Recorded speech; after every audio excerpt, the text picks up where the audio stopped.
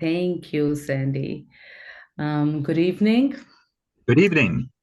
And happy Thanksgiving to all our Canadian friends, and welcome to all the seekers of wisdom and spirituality who have just joined the session. On behalf of the Bethlehem Centre, Process and Faith, Cobb Institute, and the Interfaith Center of Arkansas, a very warm welcome to all of you from Sophia and Jay both. This is our second session of spirituality and practice. In last class, it was more like an introduction. We gave an orientation of the series. We talked about the spiritual alphabet and Islamic poetry and process theology. I hope you all received the recording of the last session. It came out yesterday, so my apologies to a few of you who joined the class yesterday if we confused you with yesterday's email. But moving forward, every week on Friday, you'll get a recording of this session and also information about what will be the next two class letters that we'll be covering. Now, also starting today, our schedule will be slightly different. We'll cover 2 letters from the spiritual alphabet in every class. I will introduce the spiritual letter of the day and a little bit of the description of the quality of the heart and mind that it comes with. I'll also share a poem. And then our teacher, Dr. J. McDaniel, he will teach us more about that spiritual quality in the context of process theology. And we will end that letter with some free time for discussion and reflections from you all. Then we'll do the same process again for the second letter of the day. So that's how we are going to run our next 7 sessions, including today. It's time to start, but before we start, I also want us all together to remember all the innocent souls who have departed this world and who have been suffering in Israel and Gaza for the last few days, as this new wave of violence started in the region. It's a very painful time for me, for Jay, I'm sure for all of you, and for everyone who values human life. There is unimaginable suffering going on, and it seems that it's going to get worse in the next few days. The pain and loss is going to increase. So I feel it's a test of our common commitment to the most fundamental, basic value that we have, to see humanity in each other.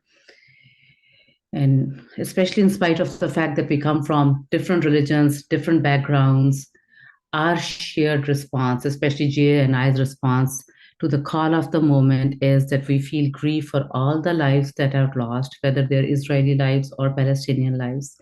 And we hold a deep compassion that comes from a place of love, the love that we'll be talking about a lot in the next few weeks to come. For all those who are suffering, let's please not forget them. Let's hold them close in our hearts and in our prayers before we start today. And with that, let's start with our first letter. Our first letter for the day is A. A for attention. So A for attention is also known as mindfulness, awareness, or concentration. It's a primary value, a primary practice, but not only alphabetically or just because it comes first, also because it serves as a foundation for all the other spiritual practices that we'll be talking about. We must stay mindful or alert, or we really risk missing critical elements of our spiritual life. Elements such as moments of gratitude, of appreciation, evidence of our connection to grace, signs of the presence of sacred life. And remember, whatever you pay attention to in your life, it grows more and more important in your life. So the quality of one's life directly depends on the quality of the attention that we give to everything around us. So A for attention is the first letter that we are going to talk about. But J and I also thought about B for being present. That's the quality that comes with B. And we believe that A for attention and B for being present are very similar, overlapping at times. So we decided to cover them together. So a little bit about the practice of B for being present. So this spiritual practice emphasizes that each second that we live, it's a new and it's a unique moment in this universe. It's a moment that has never existed before and that will never come again in future. Once there was a young man who came to Rumi and he was crying about the sorrows in his life. So Maulana Rumi, he took him to a river and he showed him the flowing river. And he said, "Do you see this water that flows? Look at how the water flows. It does not worry about what's behind it. It does not worry about what lies ahead. It simply flows, knowing that it will reach its destination." So that's what I mean by being present in the moment. All the world religions highly recommend living in the present moment with full awareness and letting go of the worries of the future and the regrets of the past, and let the present unfold in front of you in its fullest form and beauty. And that's also the path of purpose of the Sufi mystical path, whose poems I'm bringing to you.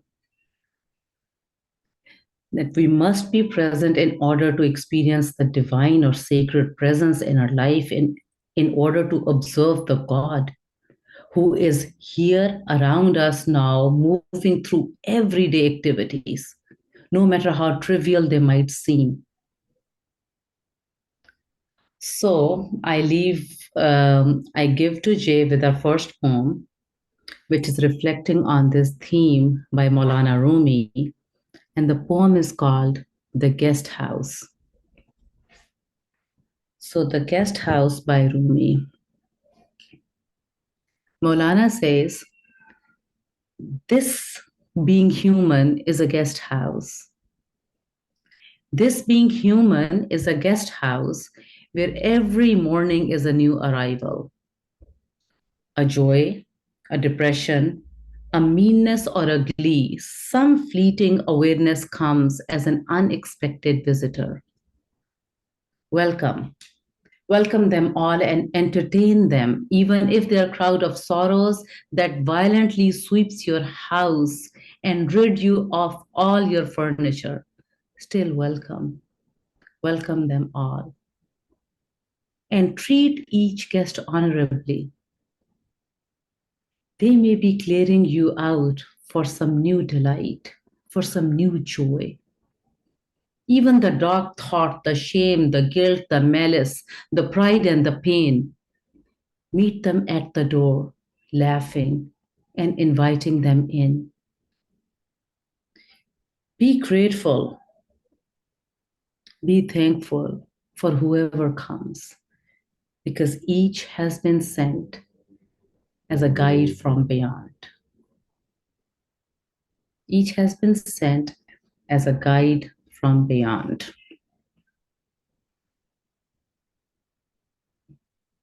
Jay, so we have A for attention and B for being present. And with that, I want to give it to you to start your teaching with us.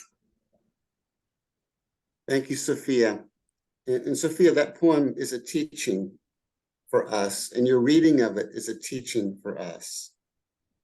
And your words of love at the beginning are teachings for us, and we're grateful. What I want to do is to take a couple of images in that poem and introduce process theology to you through those images. And the next letter we'll have is beauty. That's the second letter of the hour. And I can't wait to get to that. But For now, it's attention and being present. Some of you know that I'm a Christian influenced by Buddhism. And I was the English teacher for a Zen Buddhist monk, priest, while I was in seminary. And we were together for 1 full year with me teaching him English, but he teaching me mindfulness. He teaching me how to be present in the present moment. Now, I say he exemplified that presence. He was aware of what was happening as it was happening and trying to respond to the call of the moment. He was much better at that than I am. Much, much better. I'm still a learner, but I saw it. I saw what it looks like to truly be present. Enough to know that sometimes I am and sometimes I'm not. What Sophia and I would like you to do as I talk further is, if you have questions or comments that you would like for us to discuss in the last part of this 30-minute segment, please put them in chat, and you can also raise your hand when I'm finished. So in any case, back to process theology. Process theology is a way of looking at things that takes moments very seriously. Process theology teaches that our lives, your life, my life, is not like a billiard ball that stays the same and just rolls through time. Our lives consist of moments. And those moments are who we are.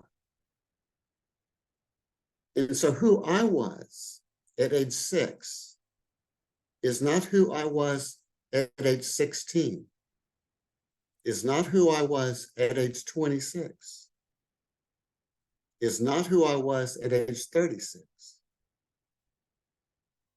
I'm in some way a different person from who I was and who I will be. So I'm always kind of at the crest of a wave. And if you think of the crest of a wave, it's new at every moment. It inherits the past and it has a future. But I am the crest and you are the crest. And process theology teaches that actually everything consists of moments, not just people. Atoms, molecules, quarks in the depths of a molecule, living cells, stars. When you dig down to what's really real, it's the moments.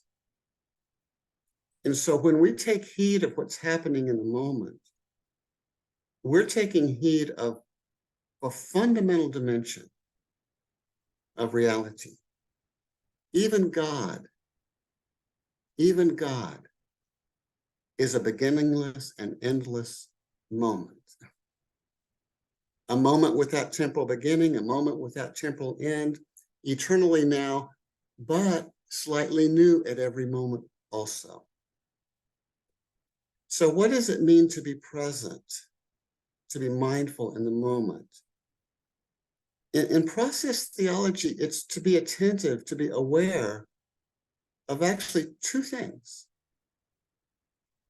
And one is to be aware of what is actually happening outside us and inside us. To be aware of other people in our presence, of what they're doing, of the hills, the trees, the landscape, the sounds, to take it all in as it's happening. And it's also to be aware of possibilities in the moment for responding to what is happening.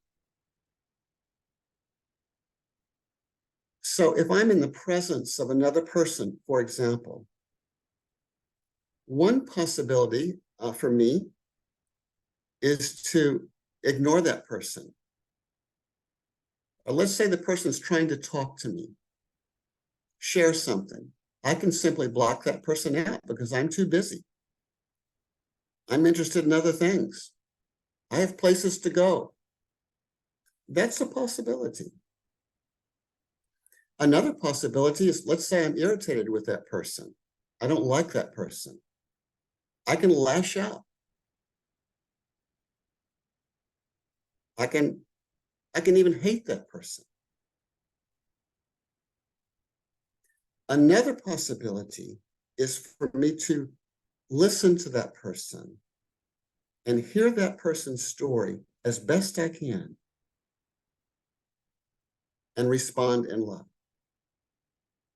Now, that third possibility, to hear and then to respond, with that possibility, from a process perspective, that third possibility is how God is present in our lives all the time. God is present inside each of us as a fresh possibility to which we can respond in the moment, whatever has happened. Possibility for what?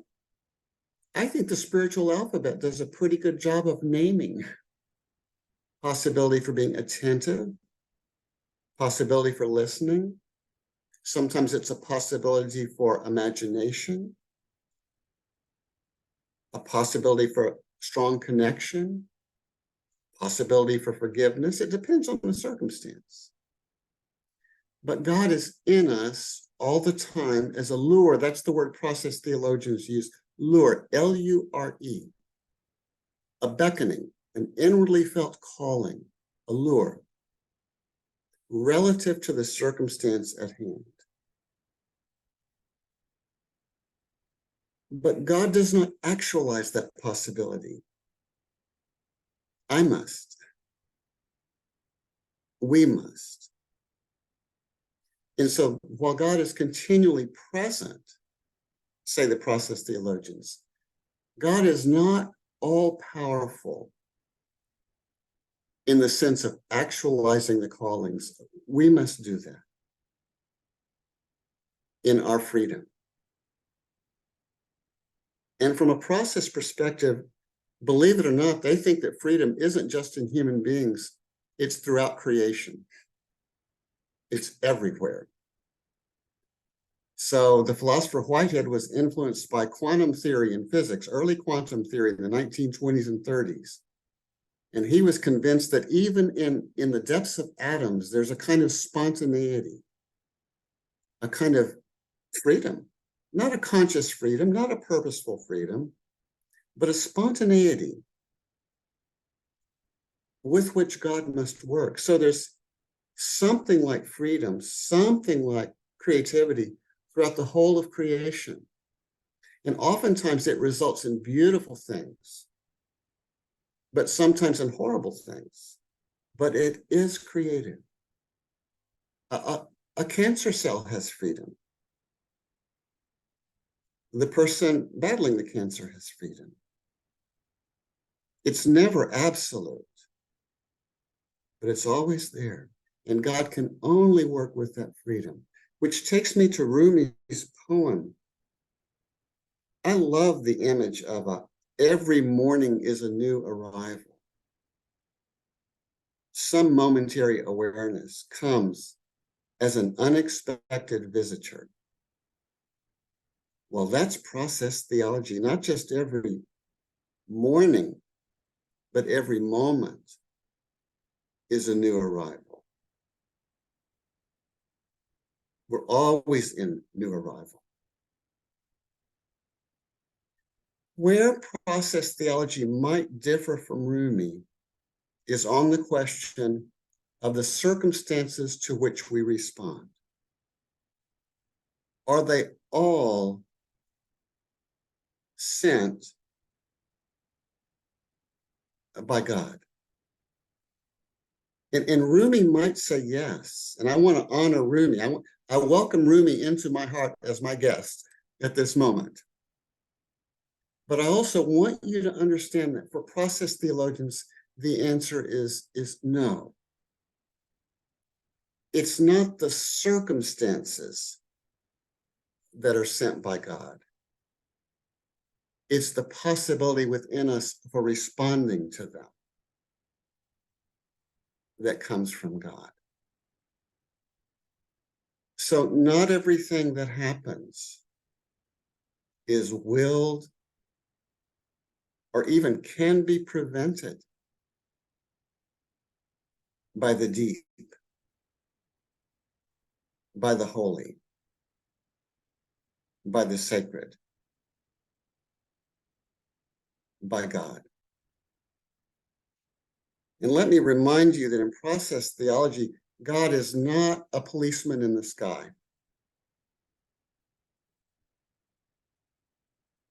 God is not a king on a throne. God is love. So God is like a self in whom we live and move and have our being. Kind of the same way an embryo is inside a womb. And the embryo unfolds inside the womb, but the embryo has power too. But the womb enfolds that, encompasses that. And God is that womb. The womb of the universe. Now, all living beings, everything, everywhere, hills, rivers, trees, stars, planets, you name it, are inside that womb. Not just us. And they all count to the womb. God loves every creature, every one of them. And their suffering is shared by God. So when Sophia talked about the suffering of the innocents in Palestine and in Israel, and I just need to add, and not just the innocents, everyone. Because, you know, hatred doesn't just come from meanness, it comes from pain. Every bit of suffering is shared by God. But in everyone, there's a fresh possibility for responding to whatever pain is felt. I saw one question there. So not all possibilities come from God. Possibilities for hatred, for cruelty, for meanness, for distraction. We come up with those and we do it all the time. It's okay. But God is present as that possibility, that beckoning that can help us be who we can best be in relation to others in the circumstance at hand. So I've spoken for about 10 minutes or so, and that's probably enough for now. But does anybody have any thoughts or questions or disagreements, or would you like for me to say something more about a particular subject? And I can keep going, but let's stop for a minute. Raise your hand, or did you put a comment in? I'm gonna look for comments. Sophia, can you help me here? Yes, definitely. So Brian has a comment. Brian tells us that Brian says, for myself, I'm more comfortable with attention as a verb rather than attention as a noun. Mm-hmm. Would it be consistent with process approach? Would you address that, Jay? Brian, everything is a verb in process theology. Even nouns are verbs. They're just a little slower. Mountains are verbs, hills are verbs. Everything is dynamic, and attention is by all means a verb. So thanks for the great question. And Roger talked about if there is a role for discernment when we are trying to respond to the divine lure. What is the role for discernment? Well, you know, Roger, I'm trying to see if I can see you now. I don't know that I can, but I can answer. Discernment is really so important, and it's. By the way, if you hear dogs in my background, I don't know if you do. Can you hear my dogs? There's obviously something very terrible happening outside, but they just stopped, so I think it's okay. Discernment is that within us that seeks to hear the fresh possibilities from God, the callings from God. And it involves intuition and imagination and actually a willingness to be wrong. It involves risk. Because I don't think we ever are absolutely certain that we're hearing the beckoning and responding. At least I'm not. But I think you can have feelings, intuitions that this is the best way to respond to this situation. And that's discernment. A quietness of heart, a silence in the heart can sure help. Because only when the space is cleared out can we hear. And so Rumi's poem, about somebody comes in and sweeps out the room. Our rooms need sweeping. My room needs sweeping a lot of times. And so I think that discernment requires a sweeping of the heart. And sometimes hard things can make us sweep. It's not just happy things. Nita, I see your hand up. Yes, and this may be a question for Sophia as much as for Jay, to the guest house poem, welcoming all of the visitors into the home, maybe even those unwanted feelings and visitors that we would really rather not feel. Can you say about how that works with Rumi? Well, based on my readings of Rumi, Rumi is very open to receiving and welcoming anything and everything that comes from the divine and from the universe. Correct me if I'm wrong, Jay. And we see that and hear that that theme over and over in the poem. I see Rumi as a soul which is in complete surrender or submission. And based on my understanding, Rumi feels that there is something to learn from all emotions. Everything, every emotion, every being, even when it's pain or suffering, it can be a form of teacher. And it's sent with a purpose. And I think that theme comes in this poem too, that even those emotions have a purpose, either to clear you out or to teach you something. So that's, I think, what Rumi tells us from his poems. Jay, do you want to add to that?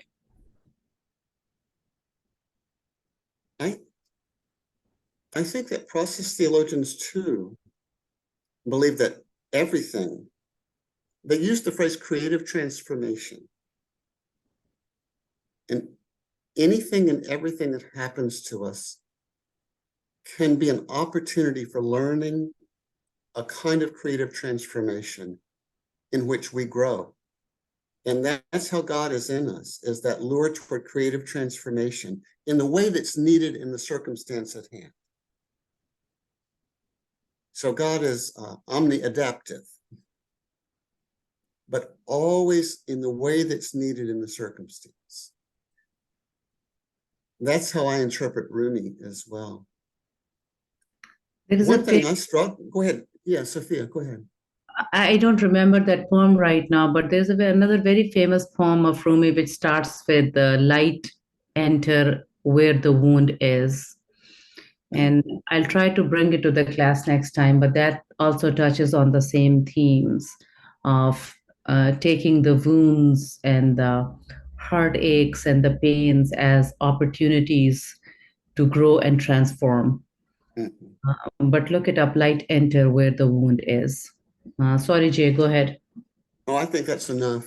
I think that's enough. I think we can turn to beauty. Okay, let's do that. I know that's one of your favorite letters. Okay, B for beauty.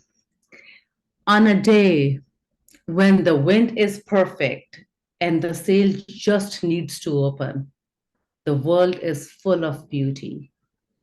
On a day when the wind is perfect and the sail just needs to open, and the world is full of beauty. Today is just that day. That's also Maulana Rumi.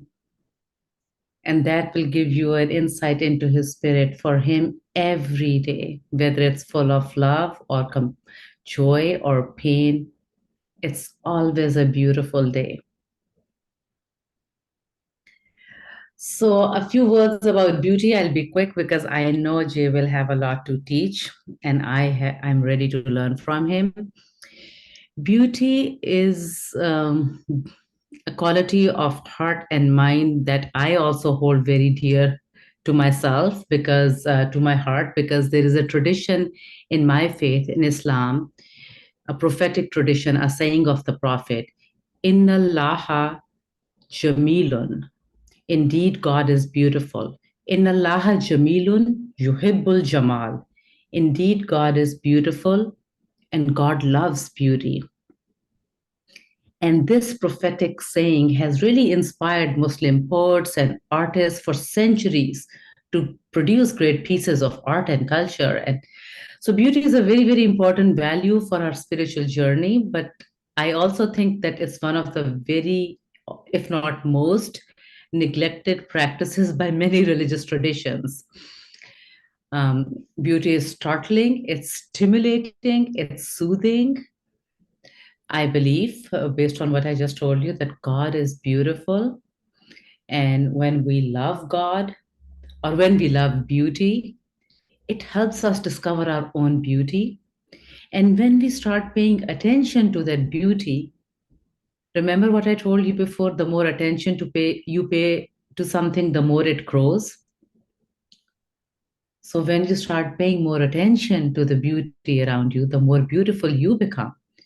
And when you start seeing beauty around you, you create more beauty, not only around you, but also within you.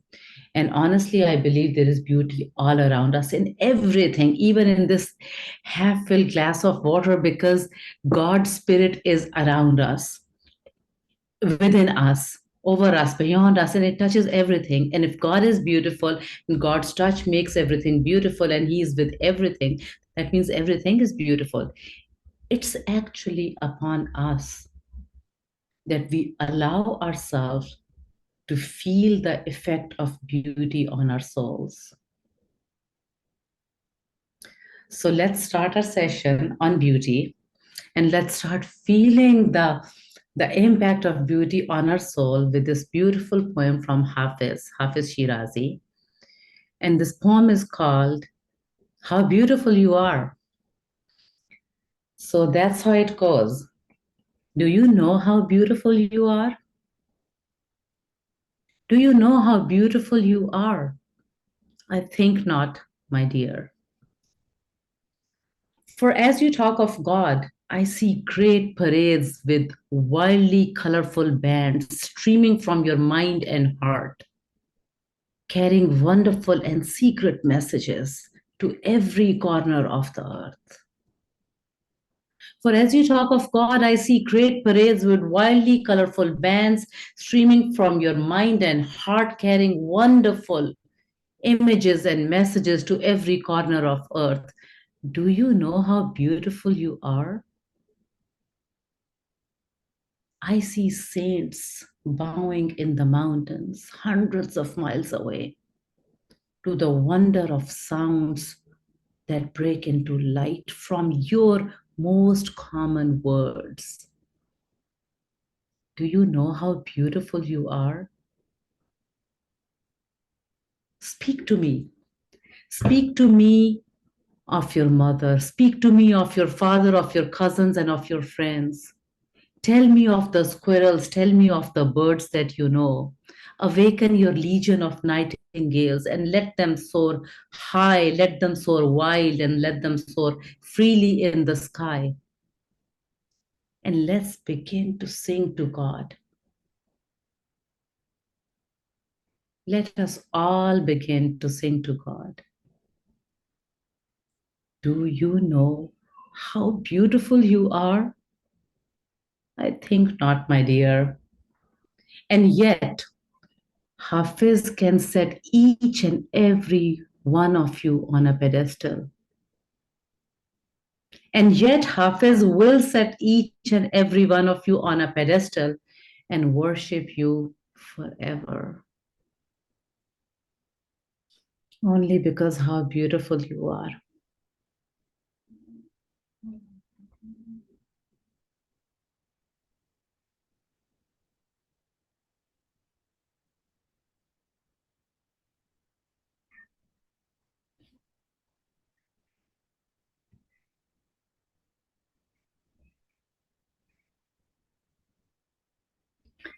Sophia. Mhm. I'm sorry, my translation is not accurate. No, it's so good. Because when I speak, I add, so there is a lot of my words in it. But trust me, this is all Hafiz's. We get it. With No, my. I was going to ask you to read it 3 more times. Oh, It's so beautiful. it is. It is. And you read it so well. You read it. It becomes a prayer when you read it. So thank you. Yeah. So Jay, tell us of beauty. Read your prayer. Read the poem again. No, I will, Sophia, but I hope we can talk as a group. I think that Christianity and Judaism have a lot to learn from Islam on this theme. I know that beauty has played a role in all 3 traditions and others as well, of course. But I think in the Islam that I know, it has explicitly taught what you said, that God is the beautiful. Other things too, but God is the beautiful. And so when we experience beauty, however otherwise named, we're experiencing something of God.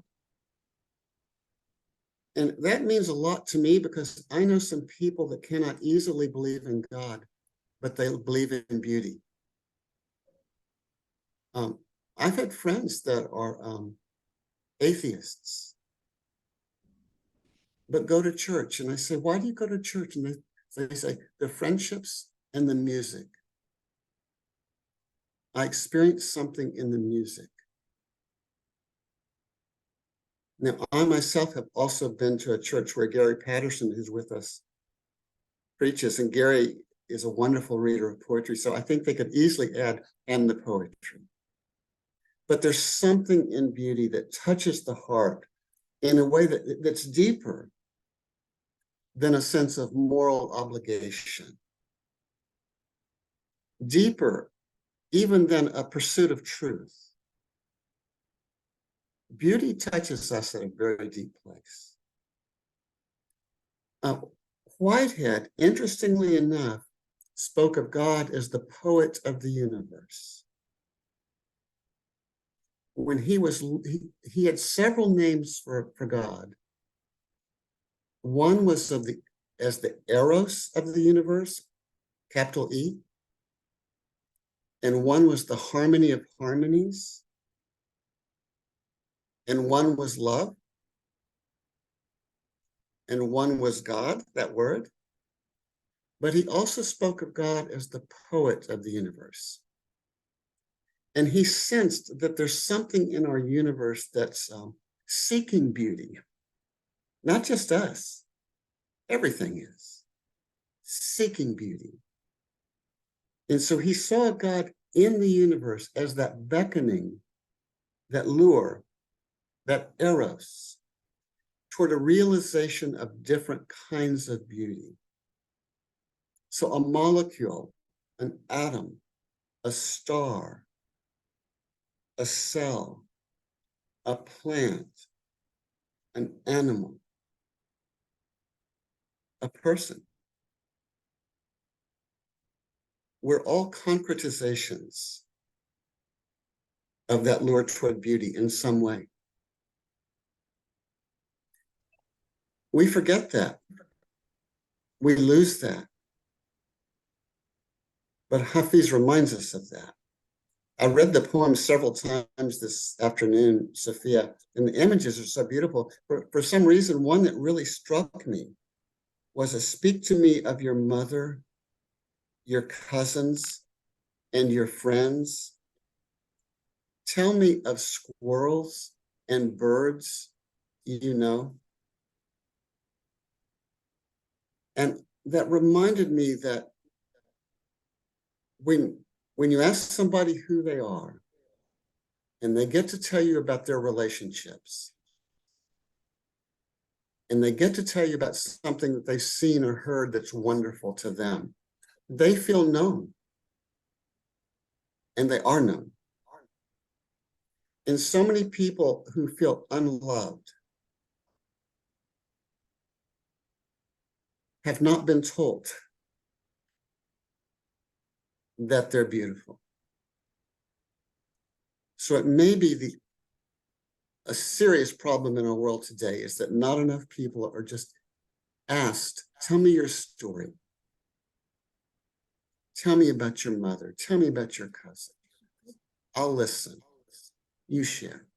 And how about the squirrels and the birds? Now, process theology distinguishes different kinds of beauty for whatever its help. It's not that you have to think in these terms, but I find this a little helpful list to remind myself of the forms of beauty in life. And the first one is already been mentioned, and it's kind of obvious. It's artistic beauty. But by artistic beauty, let's remember sound and movement and color and language. Let's remember poetry and dance and pottery and cooking and food, the culinary arts, as well as the choreographic arts. All of those are places of beauty. A second kind of beauty is what in process theology we call soul beauty. And soul beauty is in fact the beauty of your life, the beauty of your soul.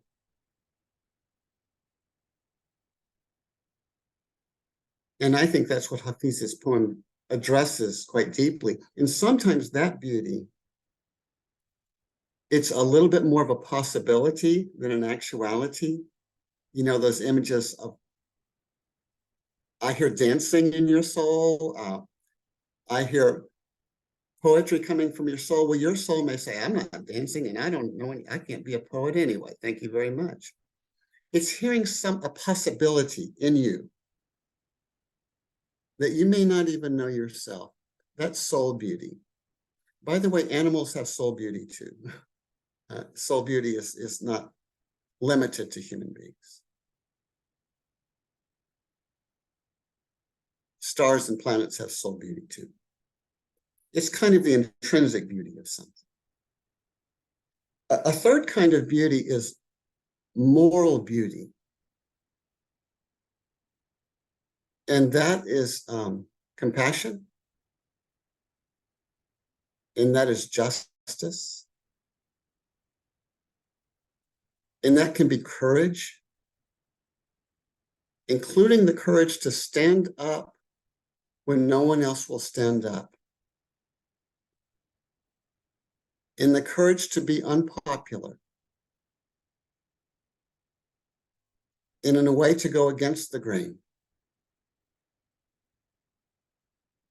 It can be a courage to say no as well as yes. And I tell you who is really good at its moral beauty historically were so many of the prophets of Israel. The prophetic tradition is about moral beauty so often. Justice is a form of beauty. And Prophet Muhammad, peace be upon him, felt deeply beckoned by that call to moral beauty. Not that alone, but that for sure. And so did Prophet Jesus, peace be upon him. So that's the third kind, moral beauty. And a fourth kind is so obvious that I don't even need to mention it, but it's natural beauty. I mean, think of it.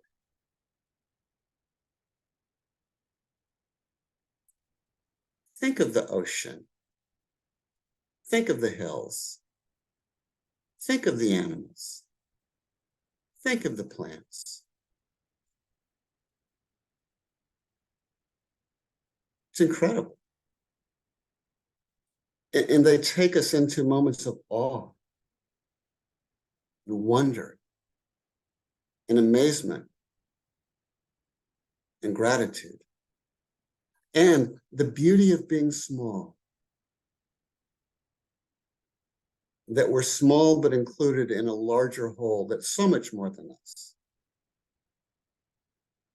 So natural beauty in its fineness and in its sublimity helps put us beautifully in our place in a wonderful way. The last kind of beauty, I've got artistic beauty, soul beauty, moral beauty, natural beauty. I want to use a phrase that Whitehead used, and we can explore it. Tell me what you think. His phrase was tragic beauty. And I'll tell you how he came up with the idea. Well, for one thing, his son was killed in, I think it was World War II, I'm not quite sure, in a plane crash. And it hurt him. And he realized loss. And he realized life is not just about prettiness. There's a side of life that's hard, a side of life that's tragic, a side of life you just wish were otherwise. And so he grappled with the question of, and where is the tragedy in relation to the ultimate meaning of life? Does the tragedy somehow get enfolded? Does it become part of God? And he thought it did. And he thought that God is kind of like a weaver. And you know how if you weave, well, I don't know, maybe you can weave. I can't weave, but I've seen people weave. You have different strands. And they're different colors and different textures. And some may be attractive to you and some not. But you weave them together as best you can and create a tapestry. And the tapestry keeps going because new things keep happening. But you keep creating that tapestry. And that's your life, by the way, too. And you may look at some of those strands and you may think, I just wish they had never been there. I resent that strand. But it's there. You can't undo it. So you weave. And Whitehead thought God was the deep weaver. He thought that life in which we unfold and whom we unfold is perpetually weaving. And that's how he came up with the phrase harmony of harmonies. It's not a harmony that is anesthetic. It's not a harmony that achieves peace by blocking things out. It's a harmony that has the width of soul to keep including and keep feeling and do the best weaving you can. So that's the best, that's tragic beauty. Do y'all get a sense of that a little bit?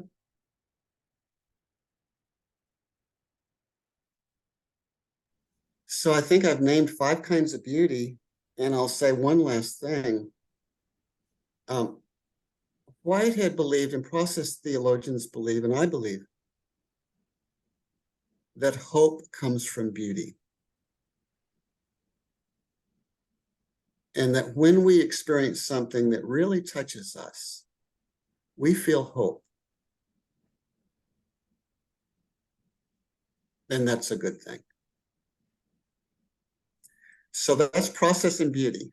Does that raise any questions for anybody, or comments, or thoughts? Or Sophia, you want to respond in some way? I actually, we have 9 minutes, so we can take some questions. I wanted to read some comments to you.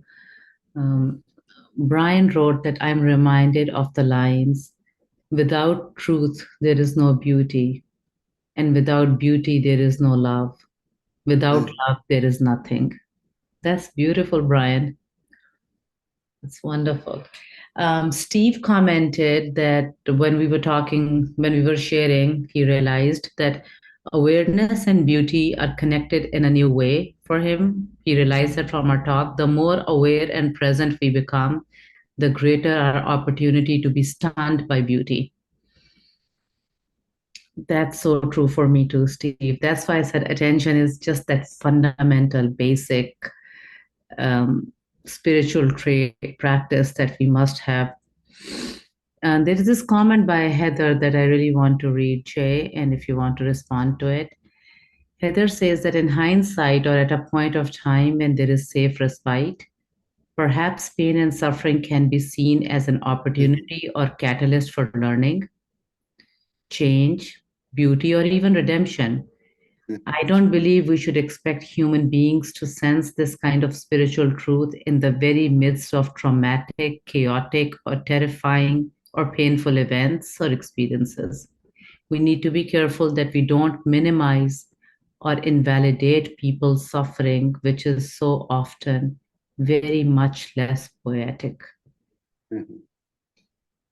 And Mary Oliver wrote this line.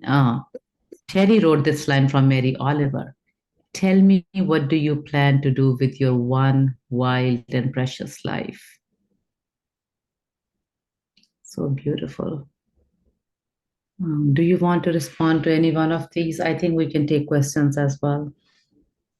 Yeah, please, if you have a thought or a comment or a question, anything's fine.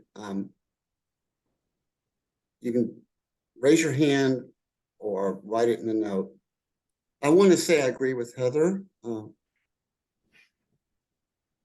that it can be, it's not appropriate, to my mind, it's not appropriate when someone is in the midst of deep pain and suffering to say, and by the way, it's all okay because it's folded into the life of God. No.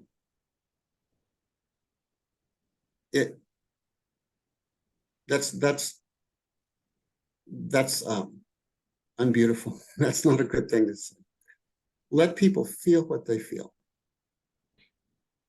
And it can take a long time, maybe forever. But I just agree with Heather completely. I do think there's a fresh possibility available, but I don't think it's appropriate to talk about that sometimes. Pastors in the room, Gary, I bet you have a lot of experience in this regard. Do you have any thoughts on this? Just a comment from a process theologian who said pastors should be preaching about suffering and sorrow many times during the year so that people have tools or language or framework to be able to deal with suffering when it actually hits. When you're in the midst of suffering, that kind of conversation or preaching or sharing isn't helpful. So that you, in times of full joy, beauty, you can also talk about the suffering. And that allows people that kind of balance when they're not traumatized.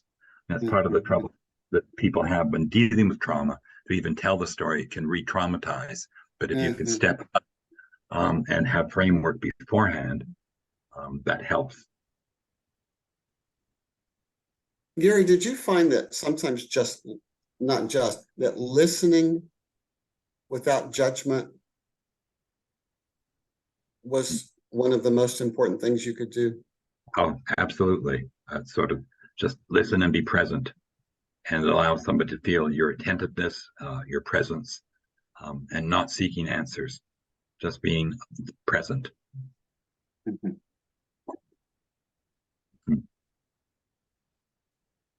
Well, in the spiritual alphabet, L is for listening. Oh, okay. And I can't wait to get there. But I thought so. So, Sophia, how about you? Anita commented that it is more than possible, maybe even necessary, to hold both joy and sorrow at the same time. And that's been so true for me as well. And actually, it's a lot of the time that is the case, that we're living in these tensions of joy and sorrow and pain and happiness. And I'm amazed, actually, last night I talked to a couple of my Palestinian friends. I called them to check on them because I know their family is in Gaza and who's suffering. So I asked them how you are doing. So the first one told me, I've been so scared and I'm so frightened. I don't know what to do. And I called my grandmother who's in Gaza, and she's so calm. And she was telling me, don't worry, we are fine. There is nothing to worry about. We can handle it. So we have been talking about how the people who are going through suffering find ways to deal with that suffering and live in the resilience and suffering and pain at the same time. So Nita's comment reminded me of that. Terry wrote that I often, preaching or during funerals, bring in William Blake's auguries of innocence. Yeah. Humans were made for joy and woe. And when this we rightly know, through the world we safely go, joy and woe are woven fine, a clothing for the soul divine. Under every grief and pine runs a joy with silker twine. Terry, thank you for sharing this beautiful poem. Jay, there is a question that you might want to take.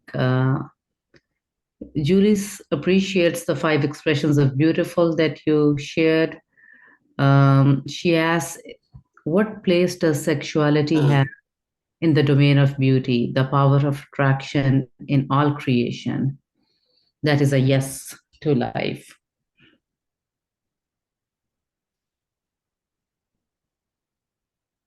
Yeah, thanks. I'll respond to that. And also, Terry, in process theology, I said God is present as creative transformation. That creative transformation often takes the form of living with joy and woe simultaneously, without eliminating one or the other. Then that's a wider perspective. If you think about that, that's an expansion of the soul to live with both and not pretend it's just one or just the other. But they are in tension. You can't just say, oh, they're really the same. No, there's a friction there, but you can hold them together. Sexuality, I think so many people have said so much more about that. I think sexuality in the physical side of life can certainly be a context for beauty. In healthy relationships. So I think physicality per se is a wonderful context for beauty. And by the way, that includes the body, and that includes movement and touch and connection. It can also be, as you know, very abusive and harmful and hurt people. And we can objectify beauty in many ways that become harmful. And I think we do it all the time. So I would want to distinguish between kind of deep beauty with its many forms and expressions and kind of objectified beauty that can be harmful and hurtful. I don't know if that's very wise, but that's the way it seems to me. Jay, thank you so much for your response. We're at the end of our time, and I want to invite you all to take the practice of attention with you and be present to yourself and to all the others and the sacred around you. And may your attentiveness and presence brings out the beauty in the objects and the actions and the people, in the objects, actions, and the people around you. Jay and I will see you next week with 2 new letters from the spiritual alphabet. We will send you the recording of this session in an email reminder. And I leave you all and close today's session with this Navajo blessing. May you walk in beauty. May you walk in beauty. Peace, salam, and shalom to you all.